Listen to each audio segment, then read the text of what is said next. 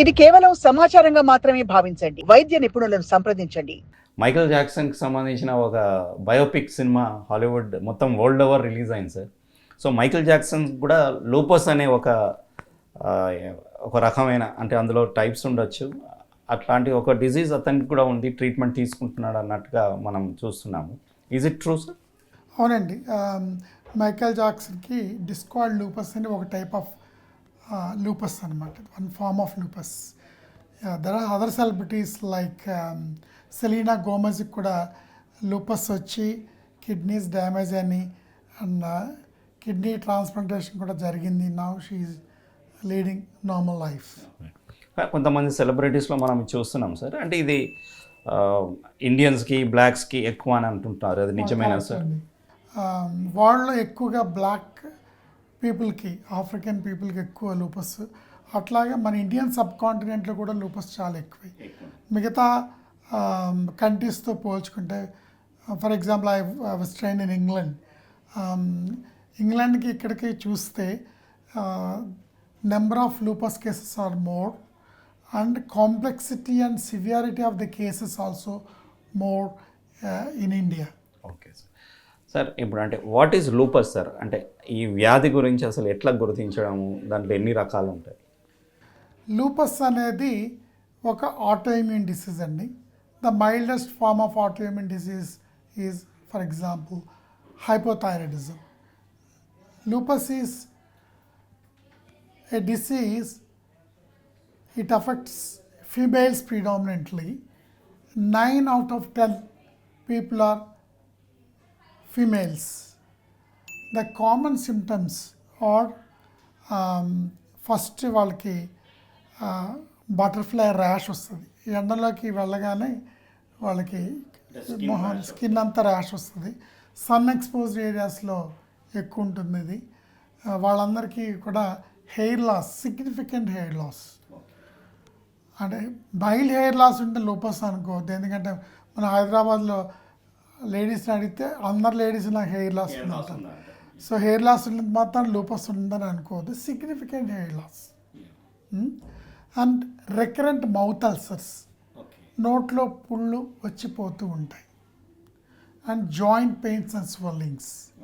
So ఈ చేతి వేళ్ళన్నీ వాచిపోతుంటాయి, అలాగే పాదాల వేళ్ళు, మేజర్ జాయింట్స్ కూడా ఎఫెక్ట్ అవ్వచ్చు. కామన్గా హ్యాండ్స్ అండ్ ఫీట్ స్మాల్ జాయింట్స్లో పెయిన్ అండ్ స్వెల్లింగ్ చూస్తాం.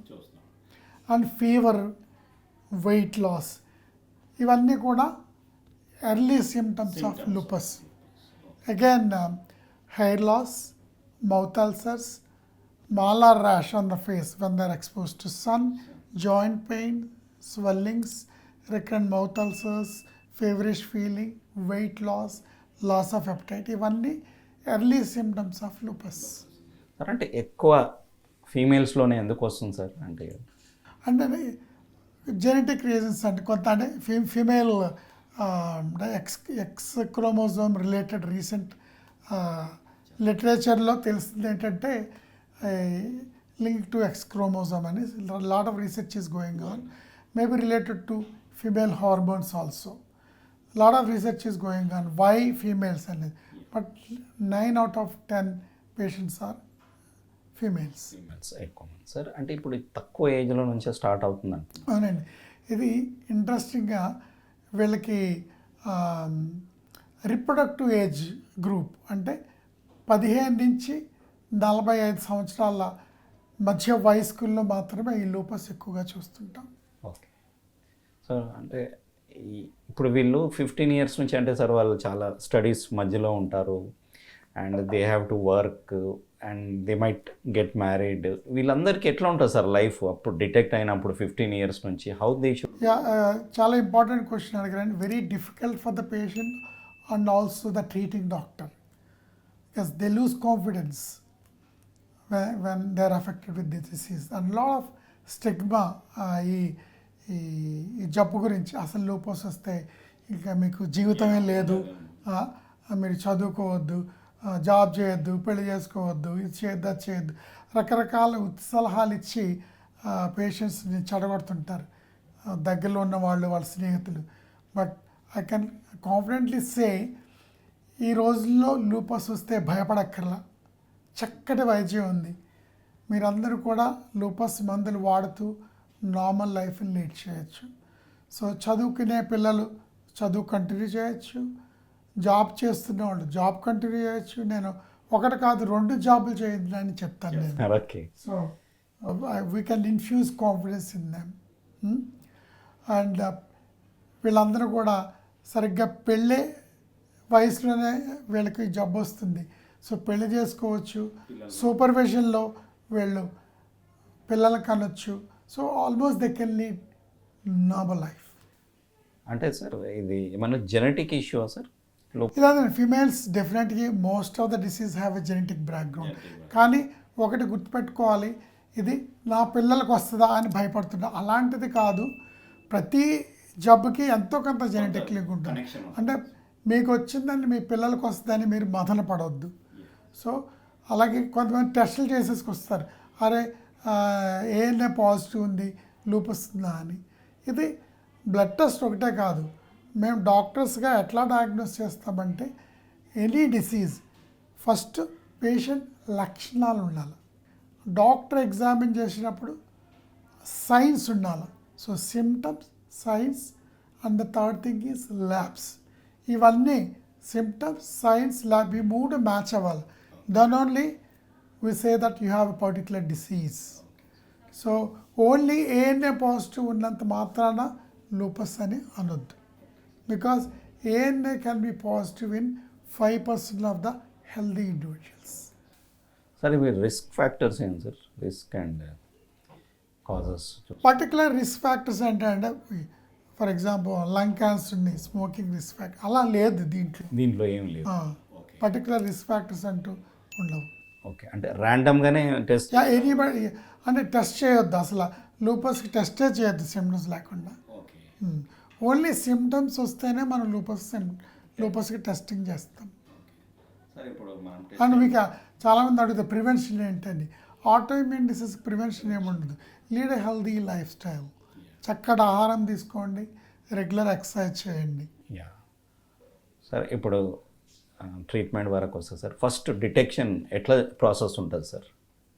సో ఇందాక మనం చెప్పుకున్నాండి కొన్ని లక్షణాలు, ఇవన్నీ ముందు చెప్పిన లక్షణాలన్నీ ప్రాథమిక దశలో ఉండే లక్షణాలు.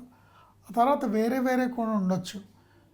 Because lupus can affect any organ in the body, as simple as hair నుంచి బ్రెయిన్ వరకు ఎక్కడన్నా రావచ్చు.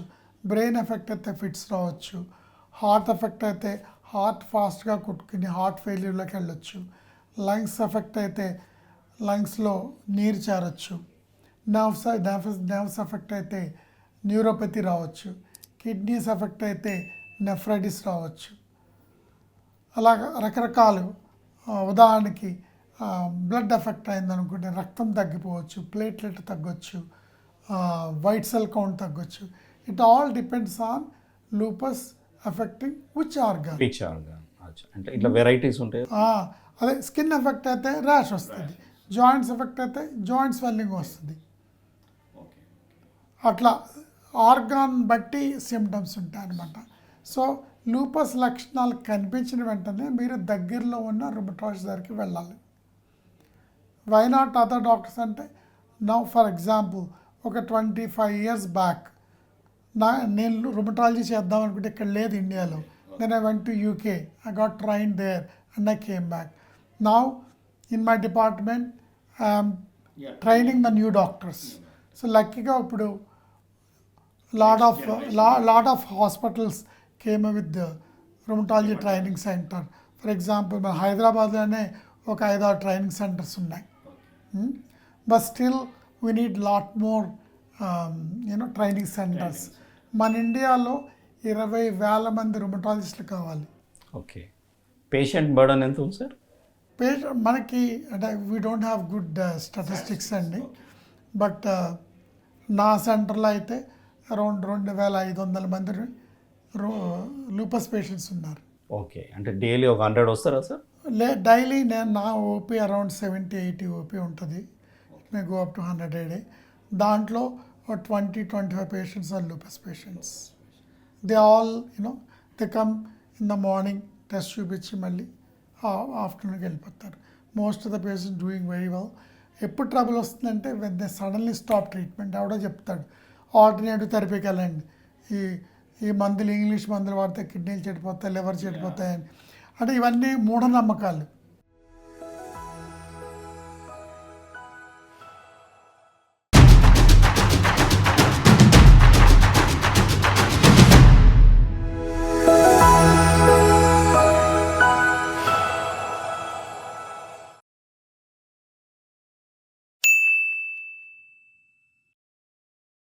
సాక్షి టీవీ ప్రసారాలను నిలిపివేయటం చట్టరీత్యా నేరం. సాక్షి టీవీ ప్రసారాల కోసం మీ స్థానిక కేబుల్ ఆపరేటర్ను వెంటనే సంప్రదించండి. DTHలో ఇంటర్నెట్లో కూడా సాక్షి టీవీ ప్రసారాలను వీక్షించవచ్చు.